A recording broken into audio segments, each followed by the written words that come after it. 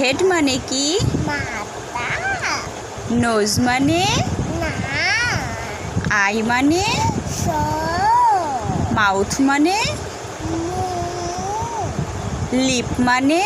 ঠোঁট। টিথ মানে? দাঁত।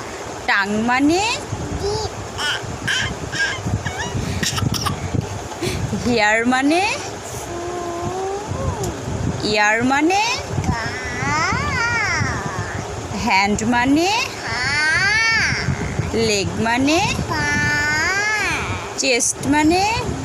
বুক। বেলি মানে? পেট। নেক মানে? হাত। নি মানে? হাঁটু। এলবো মানে? অনুগুল। ফিঙ্গার মানে? আঙ্গুল। ফুট মানে?